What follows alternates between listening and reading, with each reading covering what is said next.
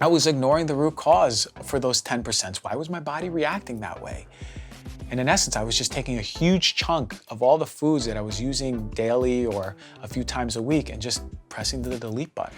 All right, food intolerance and food sensitivity testing. It is so hot right now. At a home food sensitivity test could just be ordered online. You type it in, you'll get a ton of companies. You'll see it right on the first screen, like Everlywell, Cerescreen, 7-Drops, Verisana, MyLabbox, For You Health, Eukarya, and all these different types of companies that are offering you a really easy at-home test to see, are you intolerant to the foods that you're eating? Now, everyone's in the bandwagon, and it's appealing bandwagon. Why? Because everyone eats food. Virtually everyone has, on some level, some gut dysfunction also. So it's rare to find someone with a really, truly iron gut. But it's appealing because you're going to get this beautiful report. And depending on the company, they usually have a colored graph with over 200 foods. And you see dairy, eggs, grains, fruits, veggies, beans and peas, fish, shellfish, poultry, meats, nuts and seeds, miscellaneous. You get a full report. And as you open it up and sift through the report, let's say, for example, you go to the fruit section, right? And you go, wow, it says my immune system is actually reacting to bananas. I knew it, because every time I eat bananas, I don't feel good, right? And then you look at blueberries and you go, oh no, blueberries, really, I can't be eating these? I feel okay with them. And you see avocados and you go, oh no, I love avocados, no more avocados. Right? Then you look down and you go to the veggie section and you go, yep, I knew it. Bok choy, oh man, when I eat bok choy, I get so gassy and burpy. And yes, this test is right on the money. And then you scroll down and you see eggplant and you go, yes, I knew I'd get heartburn with eggplant and I totally can't eat this. I saw that one coming. Right? But then you see your body's reacting to spinach and lettuce and tomato and carrots, whatever it is, but you feel okay eating these. But your test tells you otherwise. And that's because most of us don't know how these tests work or how accurate they are, and we totally take them at face value. And oftentimes, it's at the expense of our own intuition. You want to know how I know? Because I did the same test at school. Now, I was so attracted to finding out what foods my body wanted and what foods my body rejected. And I went all in.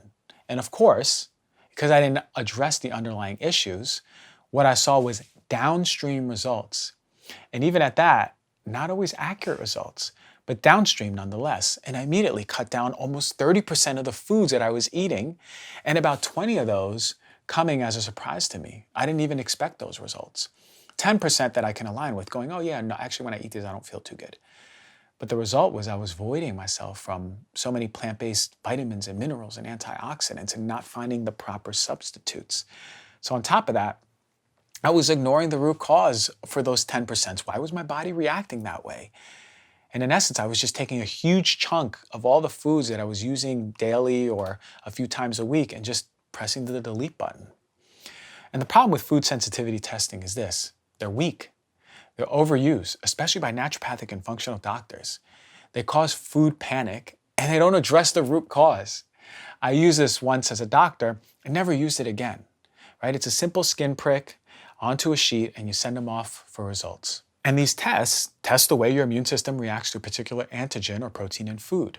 And it's not the same as a food allergy test. Now, in food allergy tests, it's going to measure a protein called immunoglobulin E, that's IgE. It's how your immune system is reacting to the food protein.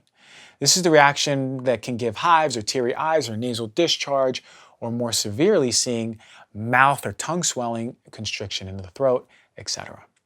Now, food intolerance testing, it tests a different immunoglobulin. It's not IgE, it's IgG. And the problem with IgG antibodies is they haven't shown much evidence in the case of food sensitivities. Why? Because we produce them after eating. And the more of a food that you eat, the more you increase the presence of IgG to that food. And an elevated IgG antibody on a food sensitivity test probably means that you're not intolerant or sensitive. It just means that you're frequently eating the food.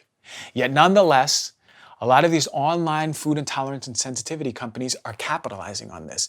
And then you're seeing it on a picture and it's showing you foods that you shouldn't be eating rather than foods you're just eating frequently that you feel okay with. And on top of that, a lot of us aren't focusing on the downstream effects. What is the health of our gut? What about our nervous system? Are we eating food on the go, distracted with our cell phones, not breathing before we're eating, coming to a state of parasympathetic nervous system regulation? Or are we in a sympathetic state where, even though we're eating food and we're safe, the body thinks it's not safe? And of course your immune system, of course your body is going to react in an inflammatory state. So rather, the question is, am I truly sensitive or intolerant to this food? Or am I not addressing my nervous system dysfunction? Because I guarantee you, when you address that nervous system dysfunction and come to a place of nervous system regulation, you probably can eat a lot more foods than you think you can. And really, if you want to find out what foods truly affect you, save yourself the drama and do an elimination diet. You can literally Google it online, how to do an elimination diet. Try that for a few weeks, start introducing foods, then see how you feel. And then if they don't make you feel good, remove them. It's going to be a lot more accurate than a food sensitivity test. Save your money, save your time.